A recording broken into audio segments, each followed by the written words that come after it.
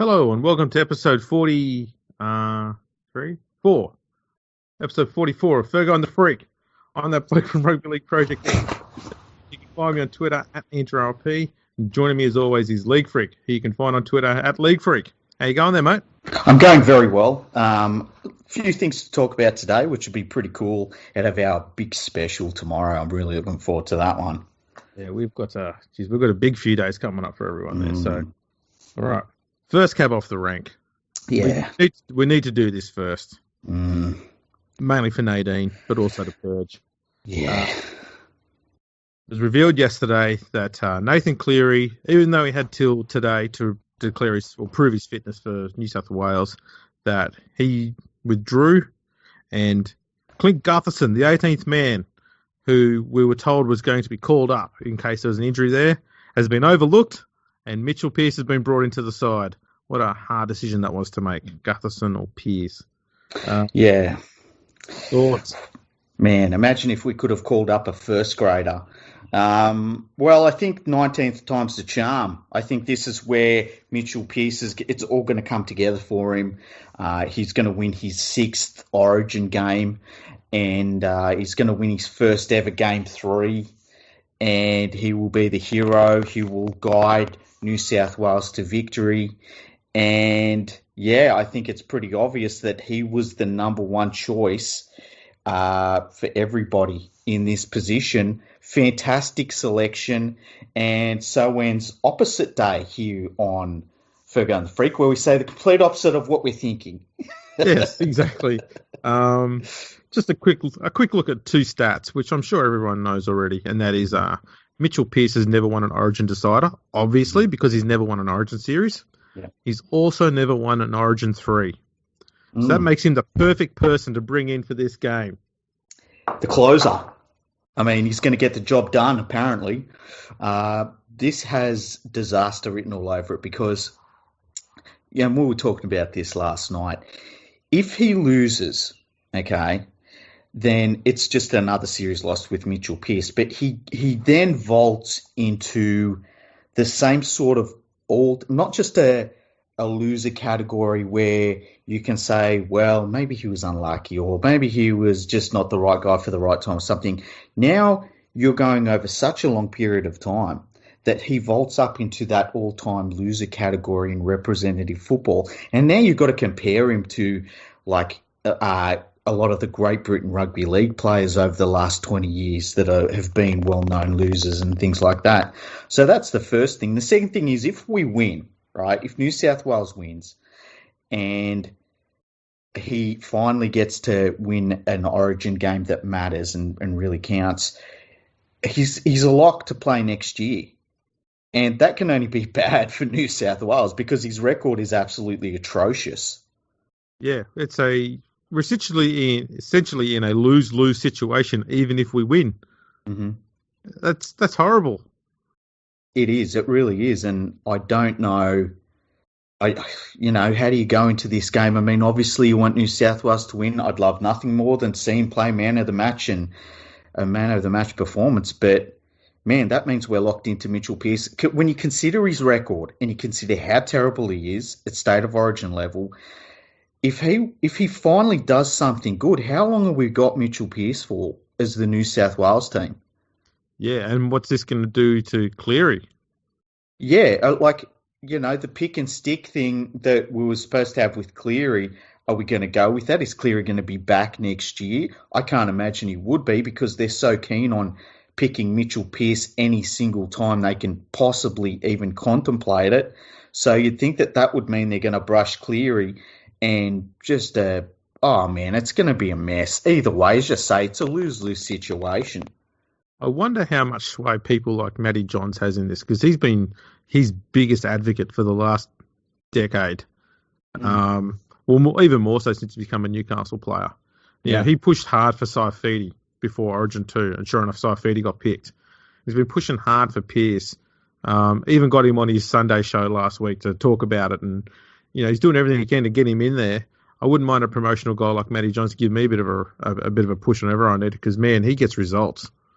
Yeah, I mean, he's got the job done. It's funny because I watched him talking to Mitchell Pearce, and Mitchell Pearce looked like someone who Origin was done. And I said that on the podcast the other day. Yeah. Um, Unbelievable that Brad Fittler would make the same mistake that so many other coaches in the past have made. And I mean, if New South Wales lose, it should cost Brad Fittler his job, and he should be cast into the New South Wales wilderness like all of those other coaches that made the same mistake. What a stupid, stupid decision. Stupid. Here's a problem I get, okay, is that the biggest opposition we've had to our opposition to Mitchell Pearce being there is people saying, it's not fair on Mitchell because, look, he had to play against four or five of the best players in the modern age. And that may be the case. But you're either good enough to play against them or you're not. And we did manage to win a series against four or five of those great players. Yeah, exactly. And without him.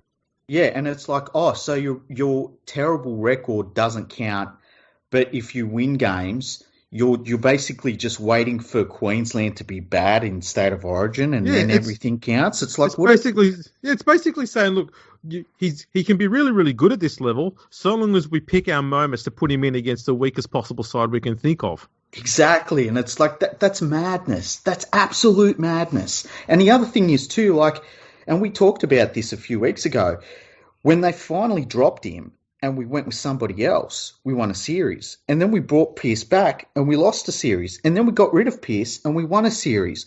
Like, it's not as though we have lost he's just been picked for a solid block and we lost every single series. We've seen a long enough timeline and we've made enough changes and we've seen the difference that those changes have made that we know that Pearce is not the person. Like, it's undeniable. So why would you pick him again? It makes no sense. I mean, we saw in 2014 that Paul Gallen proved to be a better halfback than Mitchell Pearce. Well, somebody said to me yesterday, they said, would you have rather Gutherson be called up or to go with Mitchell Pearce? And I said, I would rather Gutherson. As much as I think he is a reserve grade fullback, I don't know how he'll play at State of Origin level. He might be our Wally Lewis. You just don't know. He might be our Dale Shearer.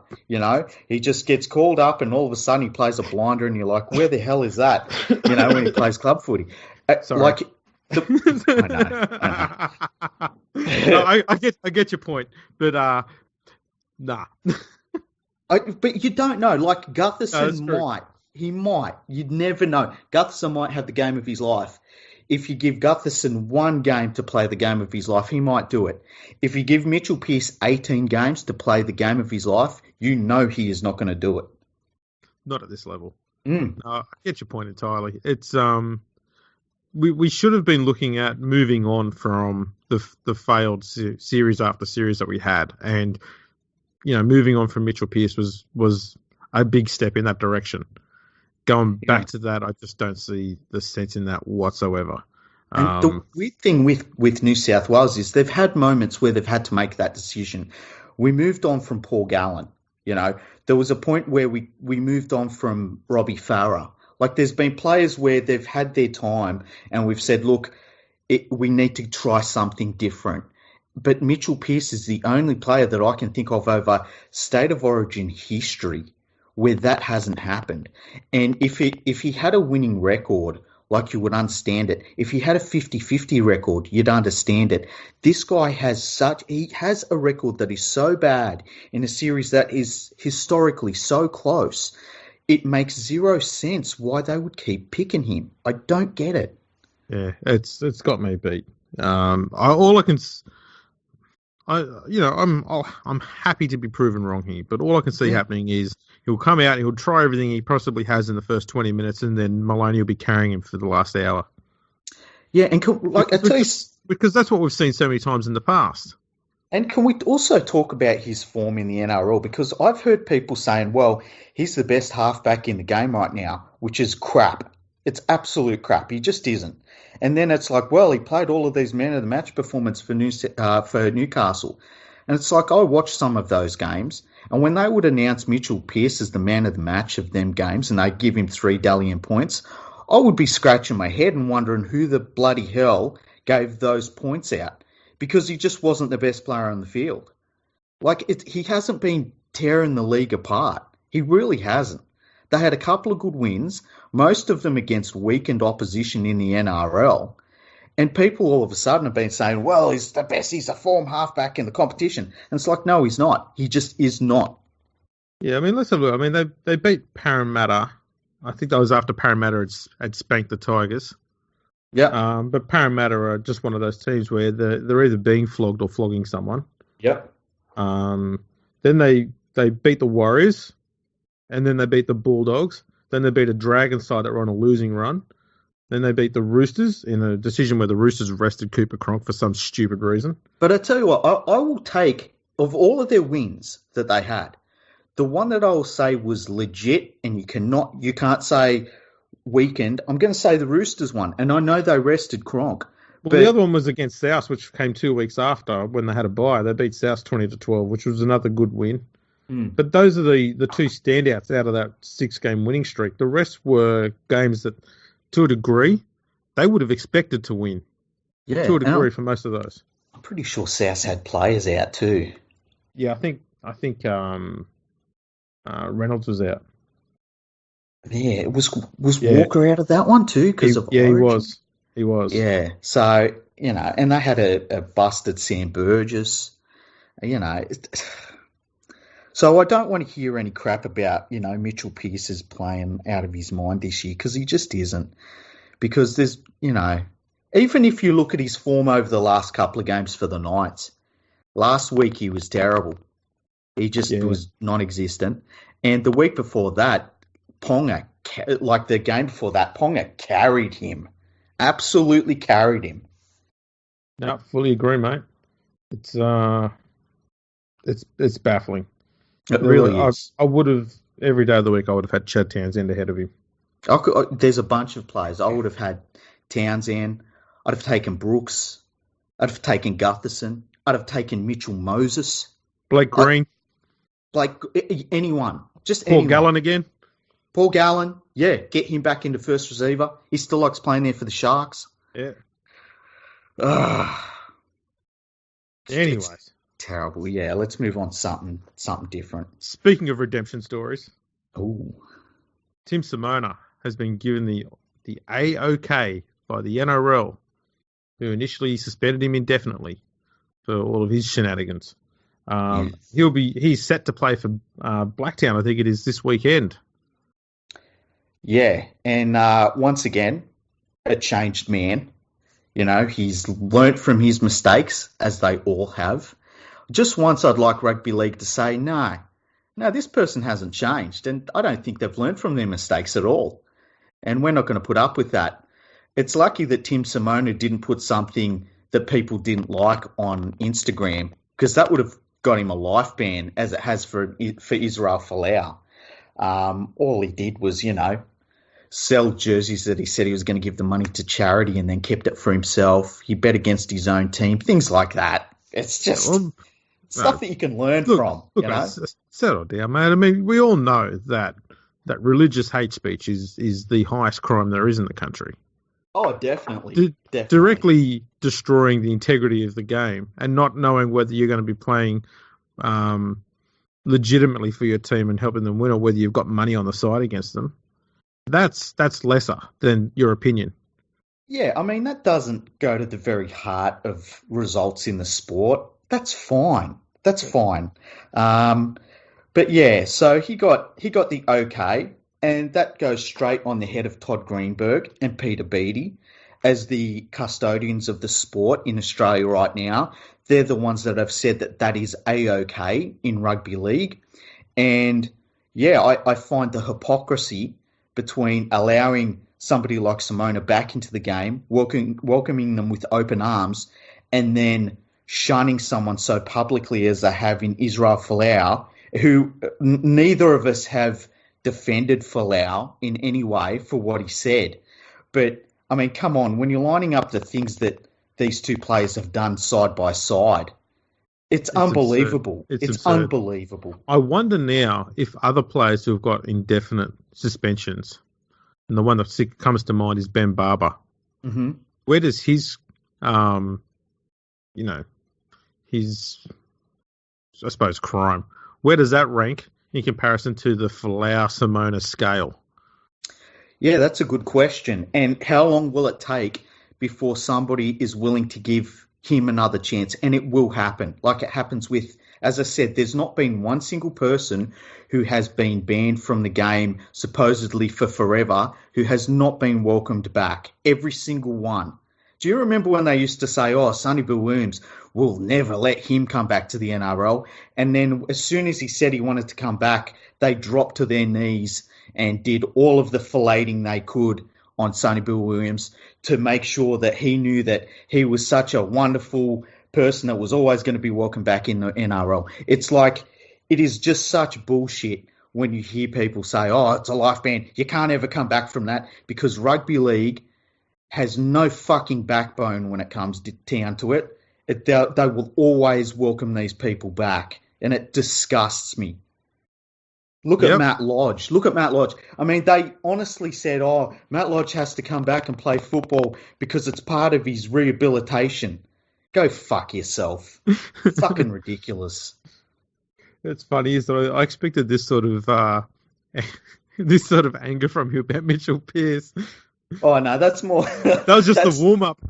Yeah, that was more like sad resignation. Moving on to someone else who's a changed man, except he wasn't, was George Burgess, who got pinged for eye gouging again.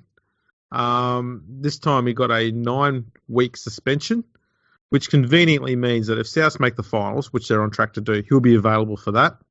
Oh, wow. So the first thing I was thinking is we shouldn't be allowing people who rake at someone's eyes in the manner he did be available to play in the most watched part of the NRL Premiership.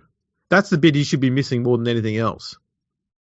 Yeah, and I was told, and I don't know how correct it is, but Dizzy Dave, who's a follower of mine, said that he already had 3 weeks' worth of loading on that charge. So basically he was only given 6 weeks, and the extra 3 weeks was the loading, which to me is just completely inadequate. I agree with you in that when you watch what he did, there's instances where in a tackle a player's fingers might get near a player's eyes, and you can see where they're trying to hold on to a player, and I guess it could be seen as an accident or unfortunate, but it still counts. In my opinion, it still counts. Whereas the thing about Burgess one is he had to reach around to his teammate to get to Farah's face, and it seemed like it was a really deliberate act.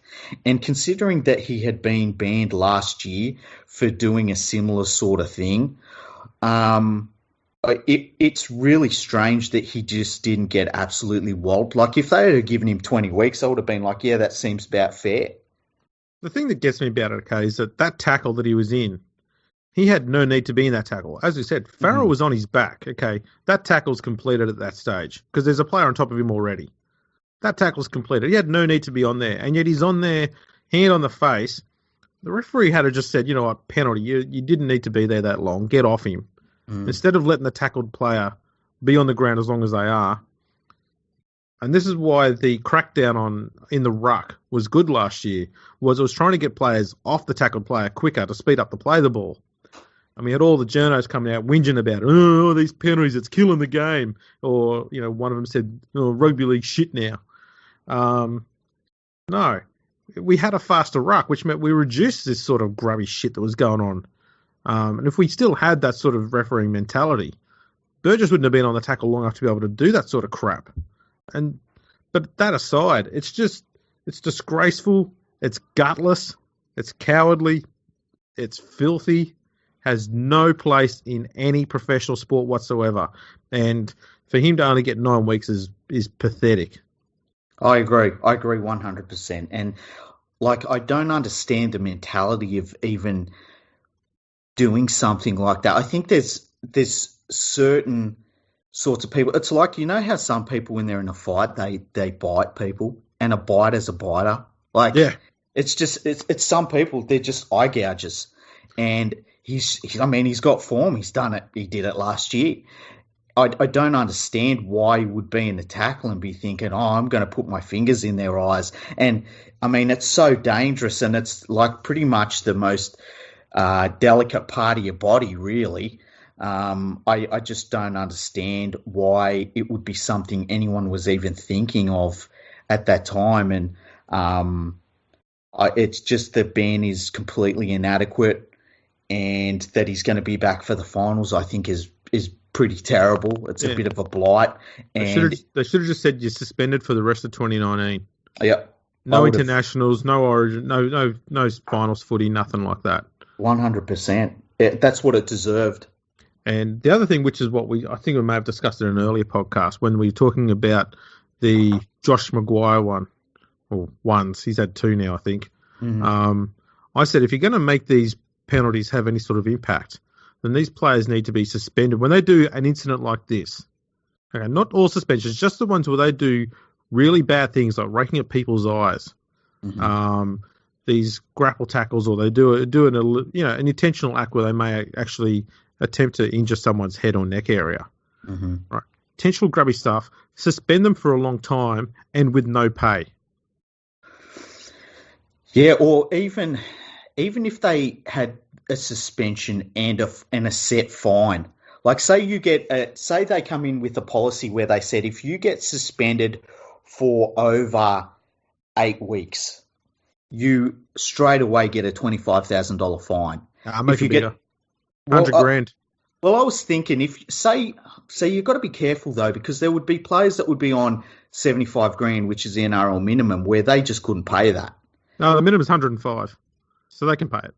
Oh, did it go up to 105? I thought it was still 75. No, 105. Oh, nice. It's good money if you can get it. If you make the fine big enough, mm-hmm. there's your deterrent. If they can't afford that fine, don't do the shitty play. Yeah, I get that. I'm trying to think. There's no need to have hands around players' faces, even when they're doing that shitty. And you'll see it in Origin. They do the face palm, grind their face into the ground and stuff. Mm. Come on, people. It's not friggin' 1974 anymore. Yeah, there's just no place for it whatsoever at any level. Hands off faces, hands away from the eyes. Just you can be hard and tough without playing grubby shit like that. Yeah, I mean, when I think of the hardest and toughest plays that I have seen in my lifetime, none of them are dirty players. Like, it's literally just the football that I think of. And when you start to get into plays that do dirty things on the field, it's like I kind of write them off because I think it's weak. It is. It's not hard or tough. You're not a hard man if you're going around doing grubby dog shots and crap like Josh Maguire does. Yeah. There's just no need for that shit in the game at all. It doesn't make you brilliant or tough or edgy or anything like that. It just makes you a pathetic dickhead. Yeah, I agree. 100%. Now, Tariq Sims. Mm-hmm. He also copped a suspension for his hit on Michael Morgan, which we discussed recently. Yep. His wife, Ashley, came out and she chastised the system a little bit. I've got a few quotes here.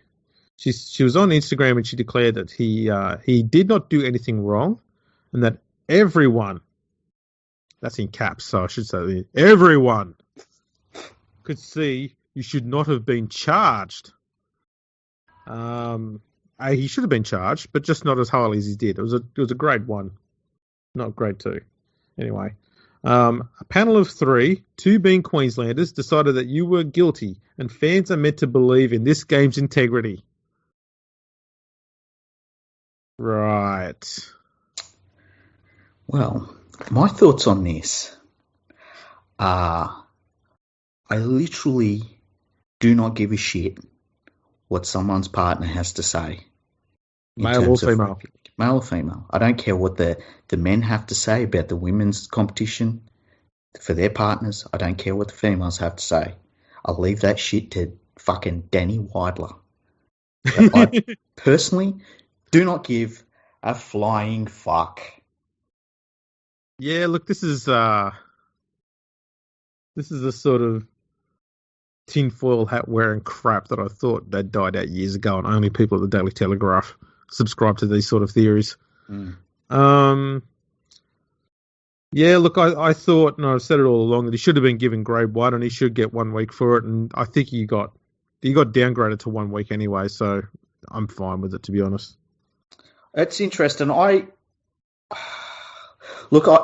saw Cooper Cronk talking about on NRL 360 about when you're vulnerable as a halfback, and it was along the lines of, he said, when you're kicking, when you're passing out wide, and when you're in a decision-making process. And he was saying that's when you're most vulnerable as a halfback. I think that this whole idea, and look, there's a few people in the media that, shriek from the hills and they run down like the world is ending anytime a halfback gets put on their ass. And I hate it, because I think that if you're a halfback and you run with your back towards the defensive line and then you pass it and you just so happen to get absolutely smashed at the same moment, what did you expect was going to happen?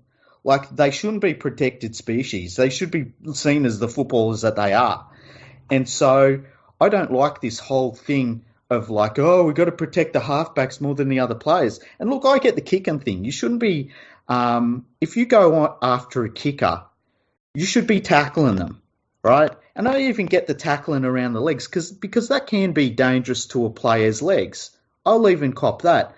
But this whole idea that whenever somebody kicks a ball, if they get tackled, that we've got to all stop and, super analyze everything and put it through slow motion and check to see if they're within like 2 milliseconds of the ball being on their foot. I fucking hate it, And if you're a halfback and you're running at the line and you're going to pass the ball, like, what do you expect to happen? What do you expect to happen to run at a line of, 13 players that are there to stop anyone that has the ball? Yeah, look, I saw someone saying that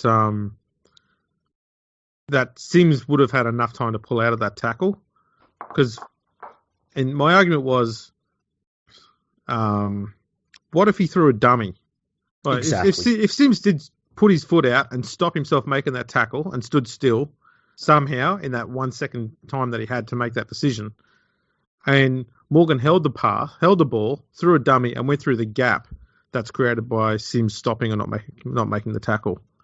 Sims is just giving away a try and cost his team the game, probably. Yep. And so how many times? So he has to make the tackle. That's the thing you got, okay? Players are going to throw dummies now when they're close to the line, because that's when you're going to put a defender in two minds. That's when you're going to get them go, better not tackle him now, or, I've got to think of hitting a different player and they might start trying to slide. And that's how you create those opportunities. That's why you have a dummy pass. That's the purpose of the frigging thing. Exactly. And how many times have we talked about just on this podcast the players that would run out against Darren Lockyer, and as soon as you did that, it was all over. Or the players that would fall every single time to Jonathan Thurston dummying the ball, and the whole thing is like, always tackle him, always tackle him, always tackle him. Don't fall for the dummy. And if we're just going to wait and stand off from the halfback and let them decide what they're going to do, what is that? That's not rugby league. We've got to allow players to try and shut down the playmaker. And I just hate it. And Andrew Johns is the worst at it. Anytime a halfback gets tackled, Andrew Johns is like, oh, that's dangerous. That's dangerous. It's like, no, it's not. He's running at the line. He's dummying to everyone. He's faking to put in kicks. Then he does the cutout pass and gets hit as he's throwing it. That's not dangerous. That's called rugby league. Exactly right. It's been that way for ages. Yeah. Ages. From day one in beautiful sunny Huddersfield. The bright lights. Yeah, the bright lights in the big city. The buzzing nightlife. I wonder if back then Huddersfield was a big city compared to everything else, and it just hasn't changed. Because I tell you what, it looks like it hasn't changed. I think it was the same city. The exact same thing. Yeah, nothing's changed. You go there and they still talk old-timey. Yeah, the only difference now, I think, is they've got a KFC in the main street and a Macca's. Yeah. They wouldn't have been there in 1895. They call it that exotic food. Yeah, that would have been a Harrison's chicken or something like that. Yeah. Yeah, I don't think much has changed there in a long time. No. Isn't it weird that the George Hotel, just say the George Hotel, right? let's say that the game was started in Sydney, and I've always argued that the Poms invented rugby league, we perfected it. So just say the George Hotel was sitting in Parramatta, somewhere, Queen Street, Parramatta or something, I don't fucking know. It was going to be condemned, do you reckon that in Australian rugby league we would be making sure that it would be saved? Ooh. See, it's a tough one because as an historian, I see certain things which are historically significant in the game in Australia, which are restored and looked after and hunted down, and other things which are just completely ignored and not really given a shit about. Yeah. Big old building like that, I think there'd probably be enough interest from a fan-based community to try and chase it up and try and protect it and preserve it. Yeah, so do I. I feel like the rugby league community would do something about it and make sure that it was saved in some way. And I mean, it being in Australia to be heritage listed just because of how old it is, but I don't know what the heritage listing is on that building over there. I think it's similar system over there, and I think that property probably is heritage listed. I'm fairly certain. Last I looked into it, the George Hotel was privately owned, and the owner was thinking about sort of trying to revamp it to make it look like what it used to look like back in the 1800s, which I figured might cost about £20. Yeah, I'm trying to think how would it look any different. They're like, well, we're going to take down this steel awning and we're good. Yeah, put the wood back in there. Yeah. We need 2 sticks. That's weird because it is I think it's a beautiful old building. And I was lucky enough to go there probably when it was at its best. And I only went into the Rugby League Museum, and it was just, it's one of the most special things I've ever done. I spent like 2 or 3 hours there talking to the person that was there looking after it that day. And I was the only person that was there that come in. I think just as I was about to leave, another person come in. But just a very special place. And I hope that it gets saved. I would love for the Rugby Football League to somehow purchase it, but they haven't got any money. Maybe they could put some more billboards up somewhere to try and raise money, as long as they're free and they don't make money out of it. Well, what if, right? We go to Stobart, right? And we say, listen, we need a flatbed truck, and we just need you to drag this fucking building around everywhere. Well, just have a sign on the truck that says, "Save George Hotel, Huddersfield." And that should do it. Well, that should be fine. I mean, that will just see all the money pouring in and the interest pouring into the George Hotel. And, it's a tried and tested method, Work. Commercially successful. Out of curiosity, what year was it when you went into the George Hotel and you looked at that museum? It was 2006. Right, because I went over in 2013. Yeah. And it was shut down then. You couldn't go inside. Yeah. And that hadn't changed when I returned in 2015. Wow. And I've heard that everything inside the museum had been taken away and moved to, I think might have been Wigan? No, Bradford. I think it went to somewhere in Bradford. Okay, because I know when I was there, and the person I was talking to, and look, I can't remember his name. He was an older gentleman, and he was amazing. We talked about rugby league and all of the history stuff for hours and hours. And he basically gave me a personalised guided tour, and it wasn't a big room that you were in, but he gave me a personalised guided tour of everything. And we were talking about some of the older players and stuff.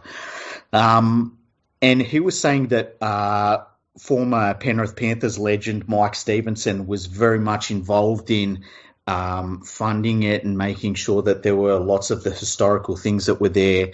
And they had so much really, really cool stuff there. It was incredible. And it's sad. So Steve-O actually, I think, owned most of the stuff that was in there. Or if he didn't own it, he brought it there. I think that thing didn't exist without him there. He was 99% of that museum. Yeah, that's basically the understanding I got, that without Mike Stevenson, it wouldn't have existed. And I guess once the building's ownership and what's going to happen at some point, commercially the building itself is going to say, look, we've got this big area down below that we could be using for something else, and unfortunately it's not there anymore. But amazing place. And yeah, how do we get onto that? Oh, we talked about Huddersfield. Huddersfield. Yeah, no, I don't even know we got onto Huddersfield, but there you go. Yeah. Everything comes back to Huddersfield. If you are listening over in England and you want to check out some rugby league history and you, for some reason, want to go to Huddersfield, you can go to the Huddersfield University and they've got the Heritage Key there. It's downstairs in the uni. It's pretty fascinating stuff. A lot of it's digitised. You can go along and check it out there. That's pretty very modern and techie in there. So that's pretty cool. I also is the Rugby League Museum at NRL headquarters still going? Because my understanding was they had not so much closed it down, but it wasn't open to the public at the moment. But I was talking to somebody the other day and they said that it actually is. So, because I've never been there, I've never checked it out, hey? Yeah, well, I used to know the guy who ran that museum, and he left last year, October-ish, I think. And I spoke to the person who briefly took over from him as they were looking for a new person to run it, and they told me that they believe it has been closed down. Okay. And at this stage, there's no plans to reopen it. Yeah, I don't know what they're doing with all of the stuff that had been collected, because obviously, because I'm mates with the bloke who used to run it there, I got to see a lot of stuff that was in the back there. And man, the storage space they had was only half as big as it needed to be. The amount of stuff they had there was phenomenal. I don't know what they're going to do with it. I don't know how they're storing it, but that stuff needs to be on display because they have got such a huge volume of stuff there. I don't know what they do with it, but yeah, it's a phenomenal museum. And they had stuff digitized, which is fantastic, and old photos and all the old cups. Some of the old caps from players, even from as far back as 1908. Just unbelievable stuff. It's phenomenal. And they had so much more at the back. They could have made that museum twice as big and still had stuff out the back. Just phenomenal. See, I always felt like if they were going to build a rugby league museum, the place to have had it would have been around about Parramatta. It needed to be central in all of Sydney, and it needed to be something that wasn't just like, oh yeah, it's down the hallway or it's just down there you go. It needed to be its own thing. It needed to be a standalone thing. Well, it was when you went in the front door at NRL headquarters. Yeah. You had the foyer. The foyer was straight ahead. Yeah. Straight ahead and to the right. Yeah. And directly to the left, as you walk through the main entrance, was where the museum was. You could see it. You actually walk past it to get to the foyer, to reception. So it was in prime location in that building. All of the, media things that Todd Greenberg and the like do from NRL headquarters are all done inside that museum. So it's a prominent area. It's right down the bottom there. You can't miss it. But that is the problem with the museum. It is out at Moore Park. It's a bit of a pain to get to if you're not in a car. So yeah, having it somewhere Parramatta-ish, even if you put it in the CBD somewhere so you can still get to it by train a lot easier, that would be easier. But yeah, Parramatta wouldn't be a bad spot for it. Yeah, just somewhere. I mean, even you could have maybe some sort of facility out at near ANZ Stadium or something because if it was up to me, I would love to see it set up in obviously the space that it has to be its own standalone thing. And all of a sudden you're starting to talk about, well, how much is this thing going to cost?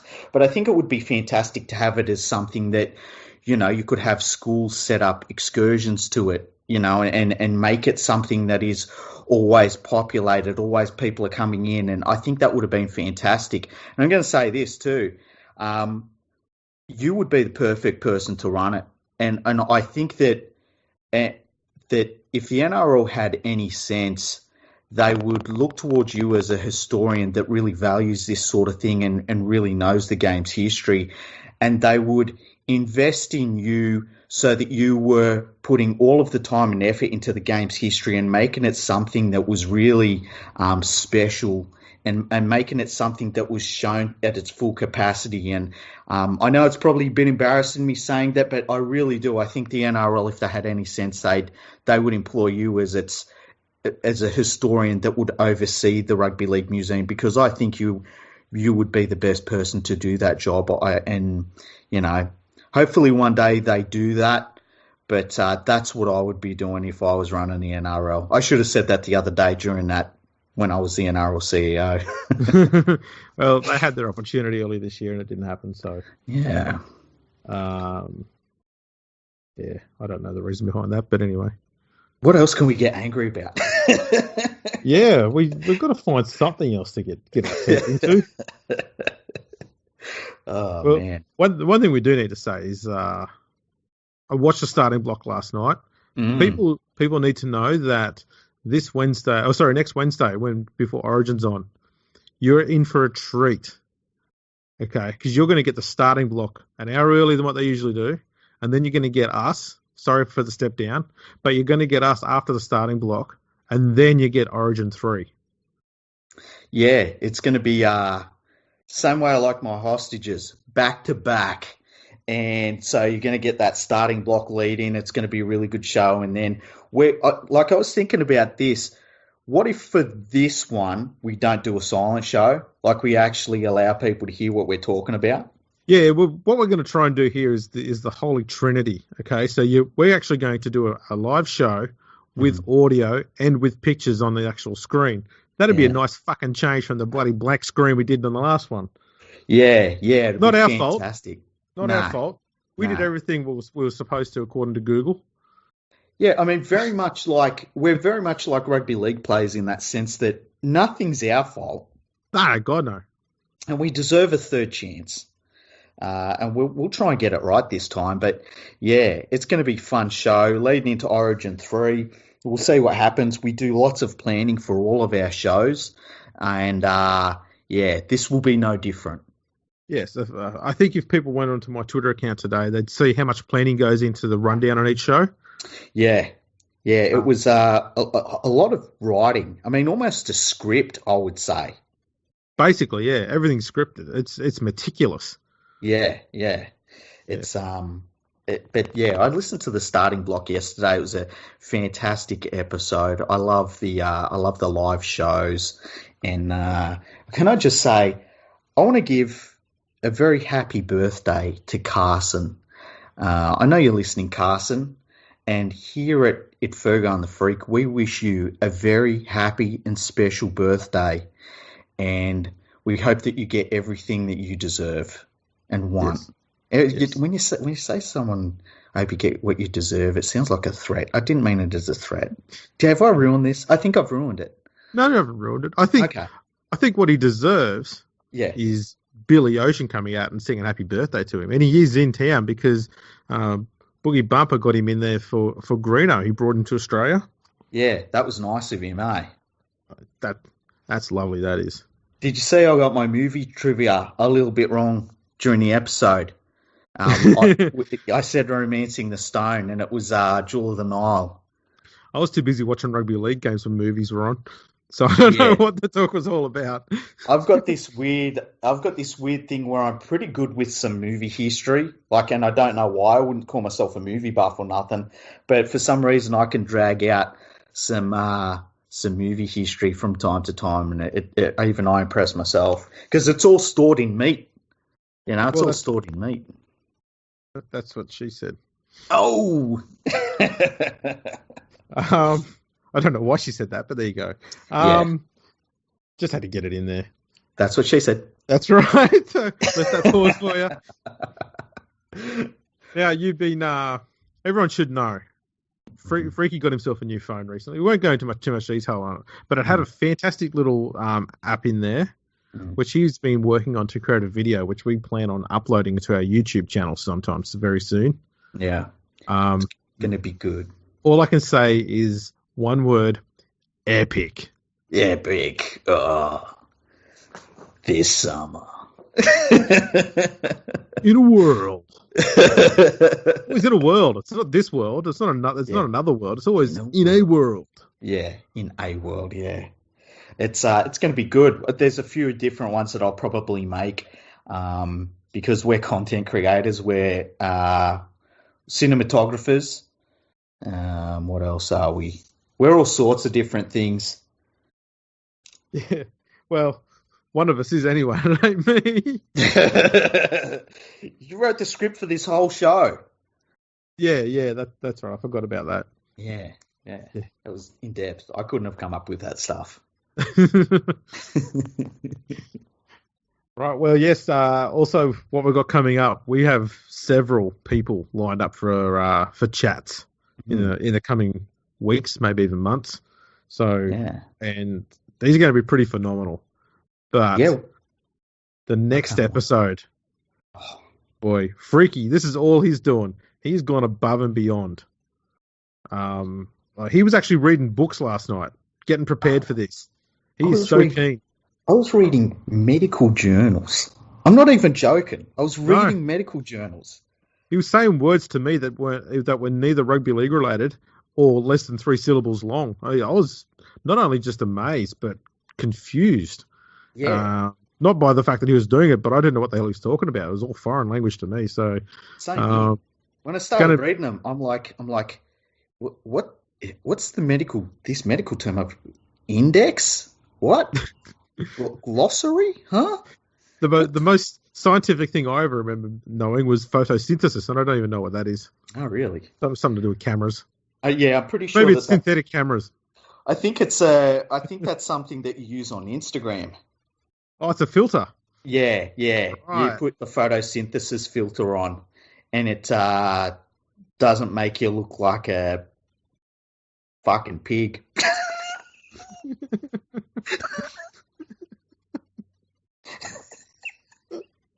Oh. Wow. I bet that one's getting a hiding. That'll be good. I actually took my first photos on my phone yesterday of myself because I don't take pictures of myself. I think it's, I can't use that word. I think it's just weird. And so and it was weird because it straight away it puts some sort of filter on your face, and I'm like, I just want to look like what I look like. So I found a way to do it without the filter, and straight away I'm like, where's that filter, man? I need that filter. Was that the photosynthesis filter? Yeah, I was finding the photosynthesis filter. I was like, yeah, you pig, you need something to clean up what you've turned yourself into, you fucking monster.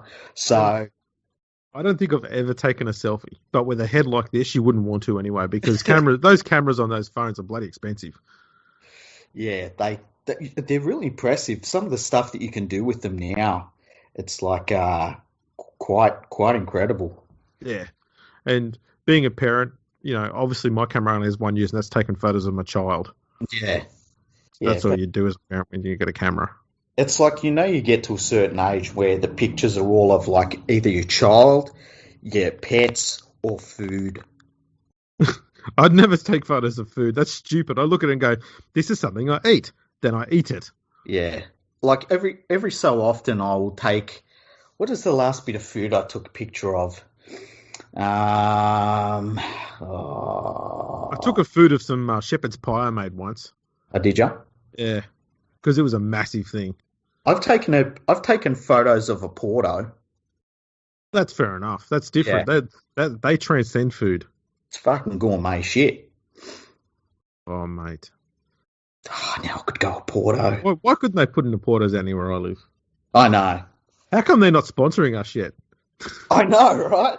That's your one job. You're going to get them to sponsor us. You got this one job. I'm trying, man. I'm putting in the groundwork. I actually put a shout out to a bunch of betting agencies today because we've talked about doing maybe like a show where we do a roundup of all of the like betting odds for the week, and it would kind of be its own standalone show. It would obviously be Fergo and the Freak on this podcast, but we were kind of looking at maybe having just a weekly show where we just did the betting odds for the round, and it wouldn't be the biggest, longest show or anything like that. But so we were looking for a partner for that, so I'll put that shout out before. But if you know anybody, we could take it on to the end of an episode even. Yeah, something like that.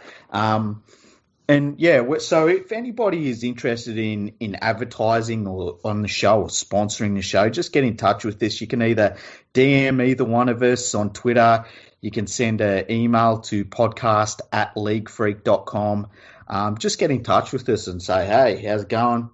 I'm interested. And then, we'll see what we can do, because we feel like this is a platform that we could really do something for an advertiser or a sponsor or something. So that'd be really cool, I reckon. Absolutely. And speaking of the email address, we do have a live show coming up. So if you've got any ideas, much like, his name was Bartram 13? Yeah, Bartram 13, with Sam. his phenomenal idea, which we plan on doing a podcast about very soon. Yeah. Give us your questions. Because if it's a bloody good one, like his was, then we'll probably do a podcast around it. If it's another one where it's a little bit easier for us to answer in a live show, then we'll put it in there. We'll give you a plug and we'll answer it on the podcast. Yeah, even if it's shit, we will give it a go. Yeah. And yeah, it'll be good. We'll have a chin wag about whatever it is, and you can get our opinions on all sorts of things related to rugby league life. You might have a question about the Origin game we're going to be watching, all sorts of stuff. So yeah, just hit us up and we'll see what happens. Absolutely. And we did have a good comment, a bit of feedback yesterday from Mofo Storm fan. Oh yeah. He said, I know this podcast is relatively new, but I love the in-depth insights and knowledgeable banter that your show produces. I love how you live in different states and still put out a few pods a week. Those two states we live in are coffee enhanced and sleep deprived. I was going to say, depends how our teams go, but sometimes it's a state of depression. It's mostly a state of depression. Yeah. Especially this year. I know. Oh, how are the Tigers? I feel like the last 6 episodes have just at some point just descended into you going, yeah, my team sucks. Just going, I'm looking at the floor again. Yeah. Well, with the news of Tim Simona coming back, yeah, the fact that the Tigers just let Mahe Fanua go. See what I mean? Yeah. It's just so easy to do. I did hear that he was looking at going to Manly, because that's where all Tigers players go these days. Yeah, well, Blacktown's Manly's feeder club, hey? Because that makes sense. Yeah. Not Parramatta or Penrith or anything like that. Nah, it's fucking Manly's. And, they're similar, and I've always said this about fucking people from Manly.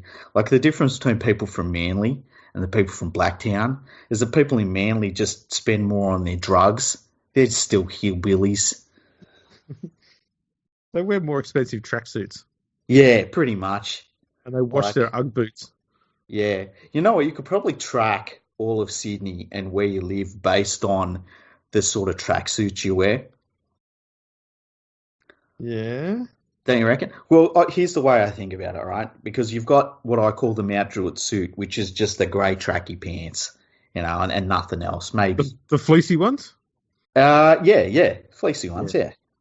And maybe thongs, depends, And then I guess the Canterbury area, you're going more the Adidas trackies. And then I guess eastern suburbs, what would they wear? What type of trackies would they wear in the eastern suburbs? Probably. I don't know, probably ones that don't have a brand name on them. So probably go to Best and Less and just get a pair there that don't have a brand name on it, because they don't want to look like they're commoners by wearing branded gear. Yeah, that's true. What would they wear up in Manly then? What type of trackies would they wear up there? See, I feel like they just wear grey ones as well, but think that they're better than everyone else anyway. They wear grey ones, but they wear socks with their thongs. Yeah. And then you'd get the Hills District where they'd wear grey trackies, but then they'd wear those beige Ugg boots. Oh yes. Yeah. That's the one thing I remember. I've been to one game at Brookvale, and half the people turned up there wearing very clean Ugg boots. Really? So they've got their special match-only Ugg boots that they only wear once every home game when they decide to turn up. Oh, there you go. So yeah, I've only ever been to Brookvale Oval once, and that was enough. Yeah, well, it was enough for me too. Yeah. fascinating place. You don't go there for the football. You go there and just look at what all the people are doing. Going, that's wow. exactly what I did. Yeah, I people watched a lot of the game, and it was interesting. Penrith won that day because we're just better people from a better club, and it was interesting. Some of the people that were there, wow. See, people always had this impression over the last 43 episodes that we just bashed on Parramatta all the time. No, we bash on everyone. Everyone. Yeah, I've always said that I'm equal opportunity. Like, I don't focus on any one club. And anybody that ever thinks that I'm, saying something that you don't like about your NRL club, I mean, I know that there's probably 100,000 Poms that are like, really? You're upset about what he says about your NRL club? Because dead set, Yeah. I'll tell you what, there's something you can go into if you want to get cranky again. Talk about English Rugby League. Poms, yeah. They had a few moves over there. I see Salford have had a bit of a player swap with was it Leeds? Well, they lost Jack Hastings to, I think, Wigan. Wigan, that's right, and Robert Louis. Yeah, and Robert Louis. I can't remember who Robert Louis went to though. Who'd he go to? Let me just have a quick look. Yeah, but Jack Hastings, it kind of sucks because Hastings really connected with the fans there, and that they've. Yeah, Louis went to Leeds. There you go. Well, like I've got a really bad feeling that these are almost. I feel like part of it is that these players are getting better deals at these other clubs, obviously, but part of me also worries that it's moves that they have to make to keep their budget under control, and that really worries me, man. I hate seeing it. I think Leeds have just picked up Reece Martin, and he's going to be over there pretty shortly. And Castleford have signed Sasai Feki from the Sharks for next year. Yeah. I've known about that one for a while. Oh, really? Yeah, I get a lot of inside mail. I just don't use other people's. If other people have done the work getting the rumour, I'm not going to go and advertise it. They can do it. Yeah, that's a good point. I'm not an opportunist in that sense. Yeah. I agree when you do that. You just, sometimes you've got to play your cards close to your chest, don't you? Yeah. You get plenty of rumours. People seem to think I'm a journalist, so they think that I need to know this stuff. Yeah.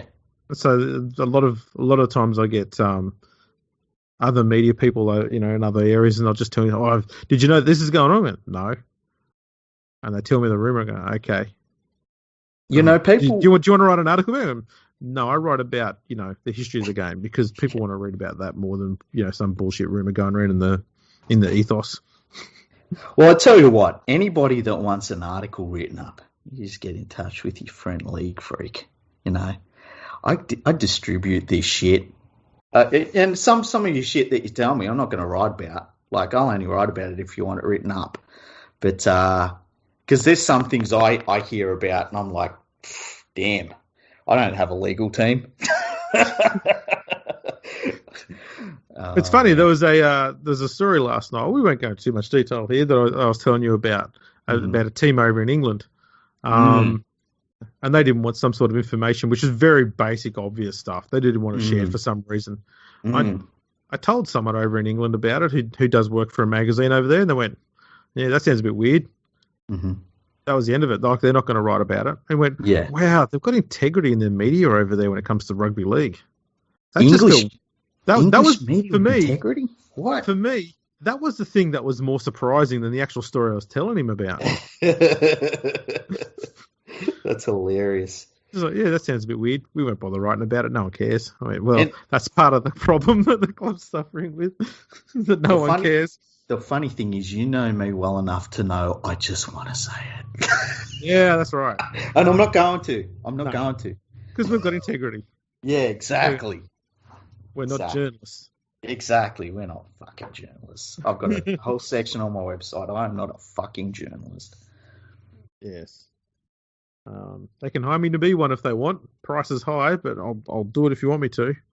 Yeah, they should. Someone should hire you to write about the history of the game and the sport, and Someone should really pick up our podcast, hey, and just be like, hey, we'll give you 100,000 each. Just pop out this podcast like you're still doing and mention our company at the top of it. And like, I could probably deal with that.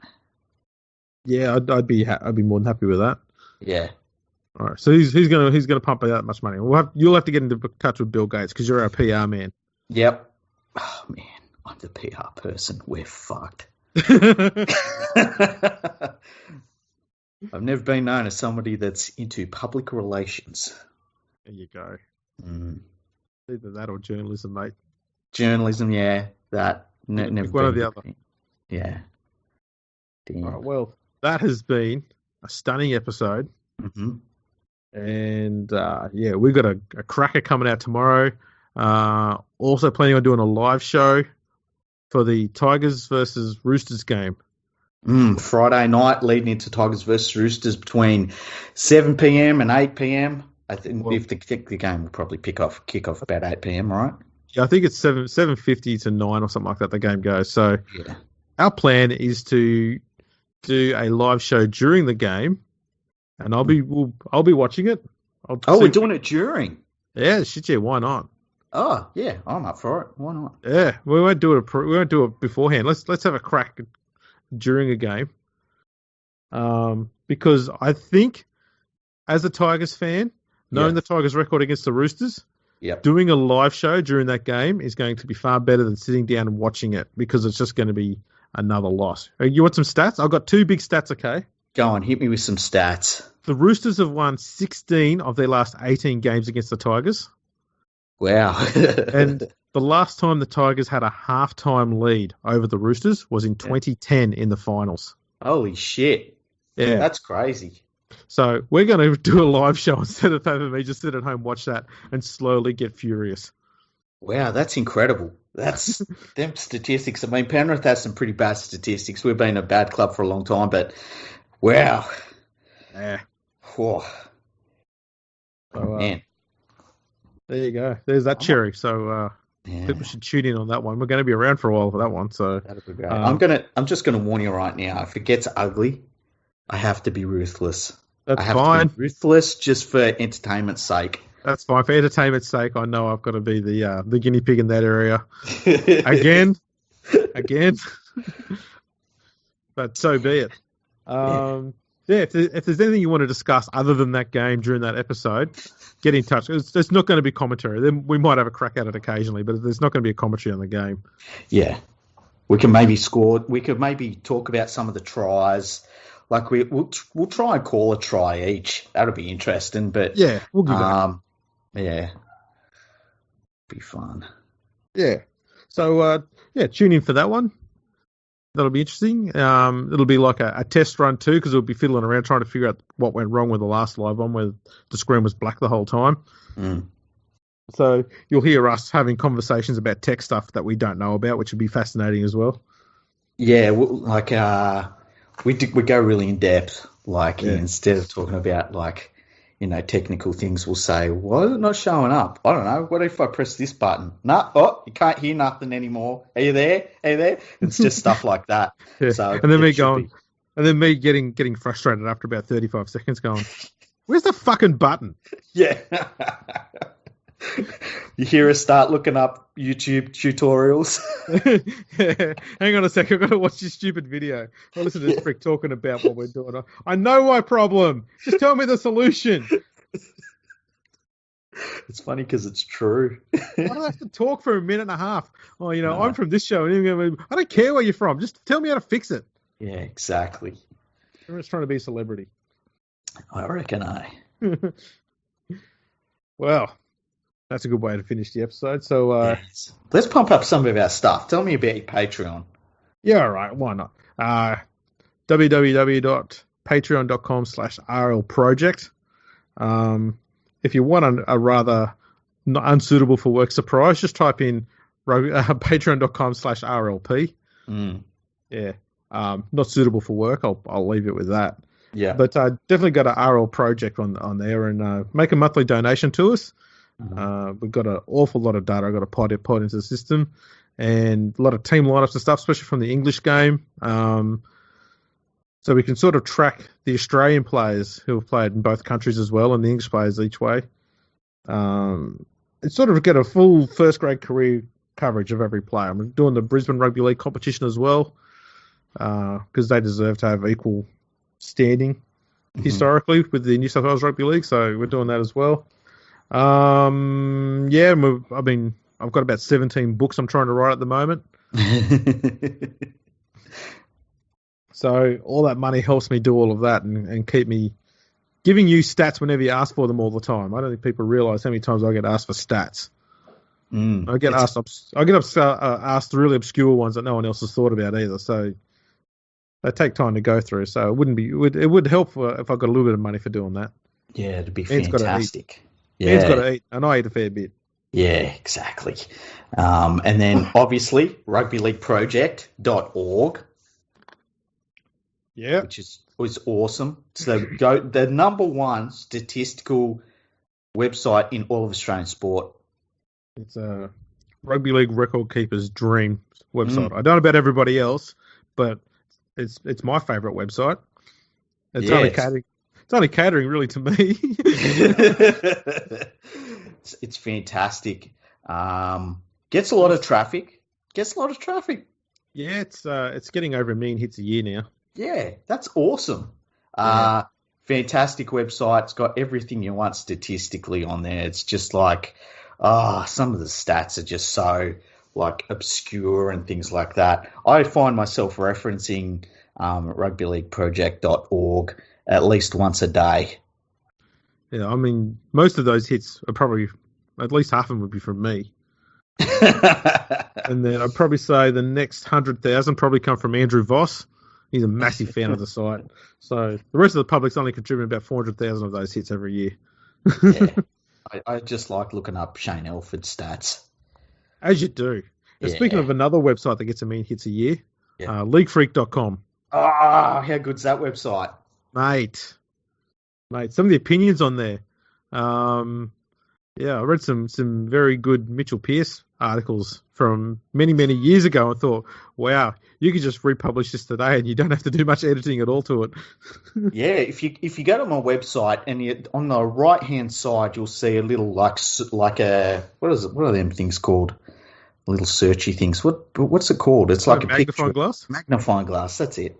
Yeah. And you click on the magnifying glass, put in Mitchell Pearce, and there is just some gold. Like there is some solid gold in there.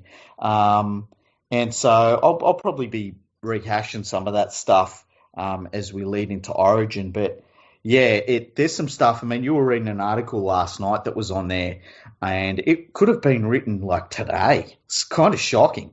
And it was from 2013. Yeah. And the thing is, and this is what people need to know, is that after you wrote that, the New South Wales selectors said, you know what, we're not going to pick him next year. Yeah. And they won the series. Yeah. And the fact that you failed to condemn him after they won the series, I think, was the reason why they brought him back. They went, he didn't criticise him in 2014. Maybe he's okay now. And they brought him back and, possibly. Mate, you're an influencer. Well, I am the leading voice in rugby league. I'm trying to think. I mean, I guess my sort of website, what would you say? Is it the number one opinions-based website in rugby league? There'd be some sort of tagline you could use like that. Absolutely. It means between that and the Daily Telegraph. Yeah, because they don't do news anymore. or journalism. It's just all opinions. Yeah, you just toss it up. Ooh, burn. Maybe I should be a journo. I don't have any standards, so you probably realise that you're more of one than you want. I know, it fucking sucks.